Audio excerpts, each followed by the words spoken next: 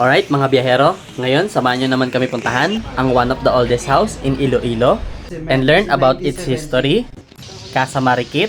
At isa pa, tinawag siyang ventanilla kasi kapantay ng binte ng lalaki at babae pag tumayo dito.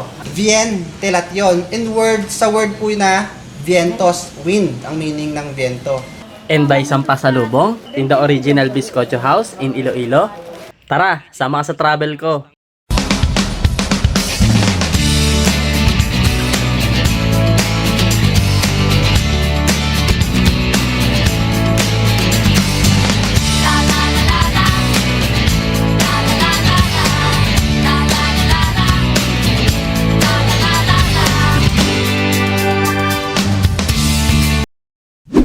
Haro Plaza. So, andito na tayo guys sa may Haro, Iloilo. So, yan guys, mula dito tanong natin yung Haro Cathedral, ang male church ng Iloilo.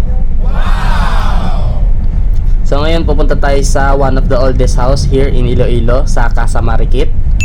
So, tara, let's go! So, andito tayo ngayon sa Casa Marikit. So, nasa Casa Marikit tayo. So, ngayon, history naman tayo ngayon.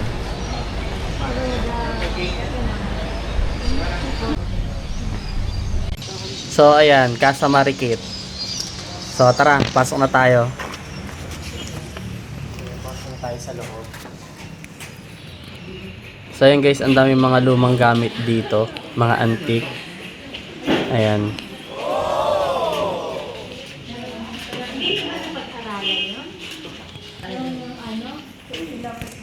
Casa Marikit, House of Memories. And former Vice President of the Philippines. And brother of Eugenio Lopez, owner of the ABS-CBN company, television. And Marikit is the third generation of the house. She inherited the house in 1920. And she passed away in 1990s. And they had 6 children and already passed away. And the owner now is the grandson, the 5th generation. His name is Robert Lopez Packet. He based in California, but now he's in Makati in Rockwell. And he started solar energy in the Philippines. Okay, so he's the 5th generation of the house. So we're the caretaker of the house until since 1993. My mother is one of the servants before of the family, and until now, ayun pa rin. So my family maintained the house, and we opened it in the public in 2014. Cement. This is 1970. We add this in 1970 to support the foundation and the structure of the house. And this floor, we add this also in 1920 because before this is earth, lupa. So the stairs is very long. So the stairs. Yes, the tiles in 1920 they add.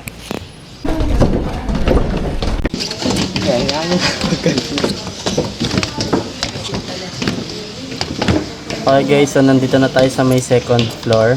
Ayan. And ang daming mga lumang litrato. Tulad na lang nito, ayan. Ang dating Pangulong si Ferdinand Marcos Sr.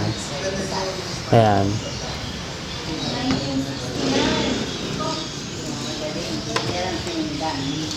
Ayan guys, mga lumang litrato ng nangangampanya.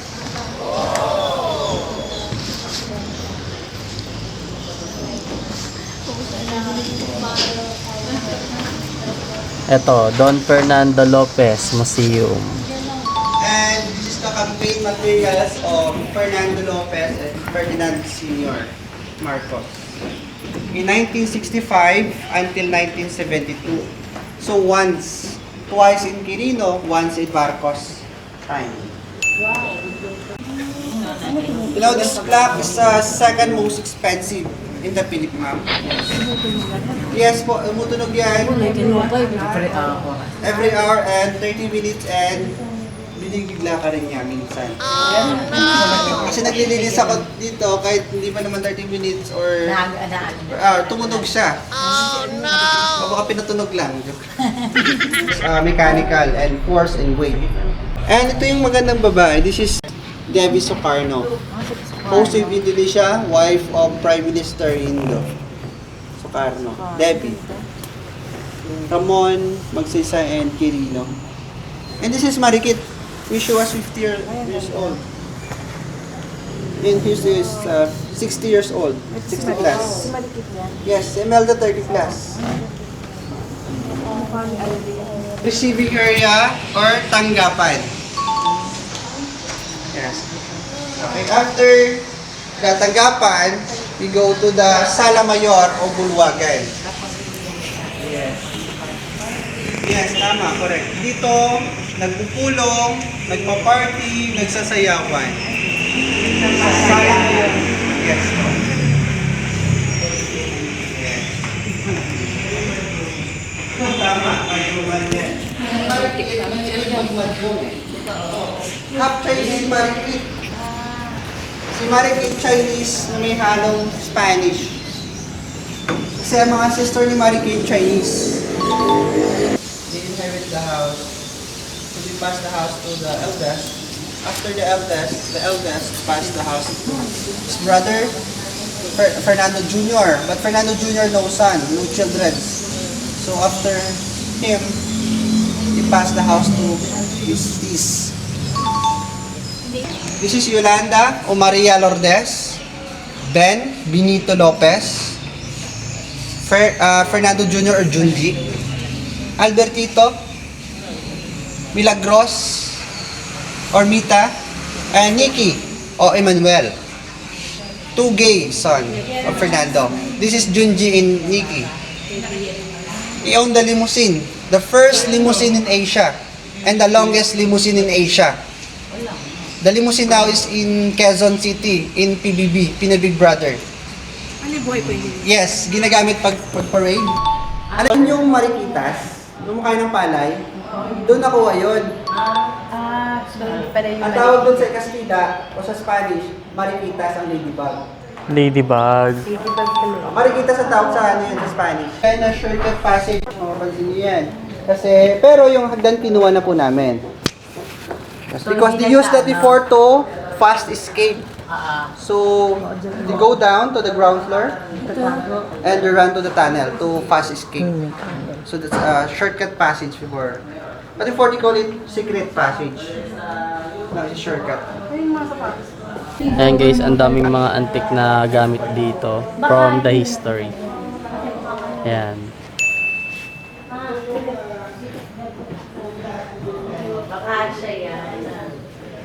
So the mother is Lopez. Partnership in Kudakan mo nga ako. digitals, cameras. Ito, Anong year to reflex, 50s camera, Polaroid camera of Japan. And the bed. Hindi, joke lang. They had their mosquitero, mosquitinet. O Colombo. Ano?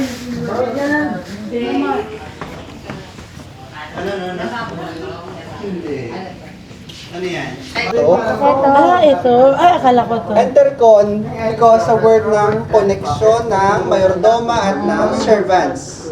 Connection.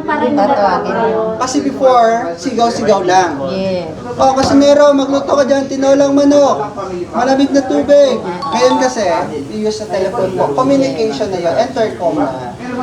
Communicate na kayo. Pero, connection lang dati. So, ang kusina nyo sa Sa ilan? baba. Dahil sa mga Kastila, nagawa po ito. Kasi very conservative sila sa mga babae. Ang mga babae dati walang panty. Yes, wala yung panty. So mga Kastila, hindi nila pinapahubad yung babae. Ma'am, forward po kayo para makalabas yung others. Hindi nila pinapahubad yung mga babae. So very conservative kasi sila sa babae. So mga babae, pag nainitan sa tanghali, ang ginagawa po nila dito, ang unang ginagawa nila, sisilip sila ng bintana kung may tao. Kapag walang tao, dahan-dahan nila inaangat yung kanilang saya. At isa pa, tinawag siyang ventanilla kasi kapantay ng binte ng lalaki at babae pag tumayo dito. Doon kasi, ito kasi yung unang ginawa. Before yung bintana. Kasi yung bintana para naman sa lalaki. Nag-invento din naman kasi para sa lalaki. Para madali lang din sila magpahangin. Tinatagal yung 3 botones ng barong. Madali lang. Kasi malilitan dati yung mga lalaki, so madalis lang mag-ganyan. Kasi tayo matatangkad na tayo. Na mahirap sa atin. At ang taas naman, ang tawag yan, ventilation. Pero sa Kastila, ang tawag nila dyan, Vientilation. Sa word po na vientos, wind, ang meaning ng viento. Pero sa atin, ventilation. Last is ventilador. O ventilador. Ito naman, ventanilla sa Kastila o ventanilla sa atin. Pero sa Kastila is sa kanila talaga yun ang galing. Sa kanila nang galing. Kasi, pero may iba yung tawag nila. Kasi sa atin, nakuha yun sa salitang binte. Level ng binti natin na vent. At ito po, ginamit ito ng mga bata. Maglas siesta. Maglapag nagmanig dito. At ginamit ito ng mga bata pag may parada. Correct. Dito sila sisilip. Alaman yan, papatayin siya. Hanapin. Sa English, sa atin, yung buhay natin. Tubig. Tama, hapag. Ito po ang kanilang prayer room. Ang tawag dito.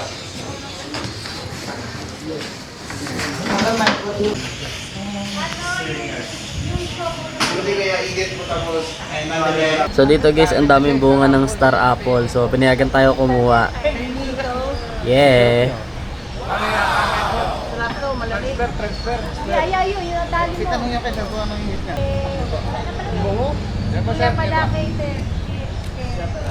Angas. Mga hinog na, yo. So yan, namitas tayo dito ng star apple. Yeah. So yun guys, nandito tayo ngayon sa Bizcocho House. Bibili tayo ng pasalubong.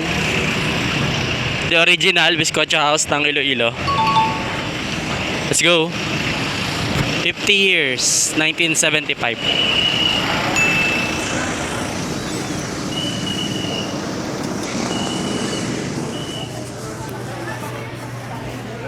The original Bizcocho House. Magkano? 79 pesos. Iba na Ayan. yung alam mo, JD nga yung ano. Siya.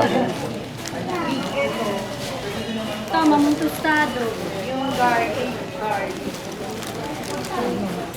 79 lang pala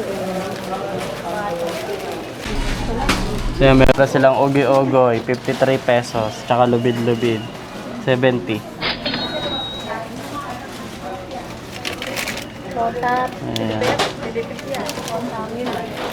To, lagi ko kinakain dati, ogi-ogoy.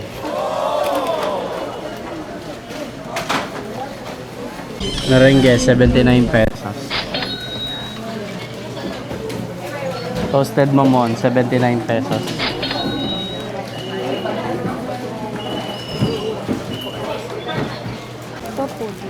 Banana pudding, 13.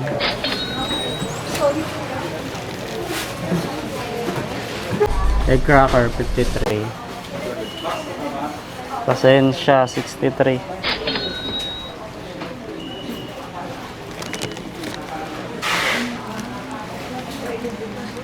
Bizcocho de caña, 49. Kinihad, 49.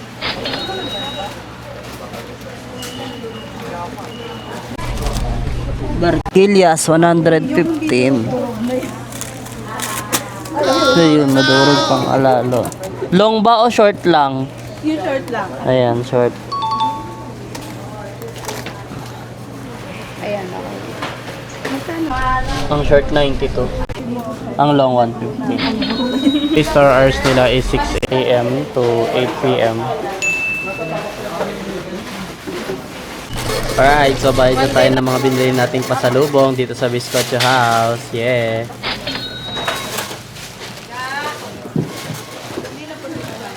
That's it for today guys. Thank you for watching. Please like and subscribe. Bizcocho House special homemade delicacy ng Iloilo. Yeah.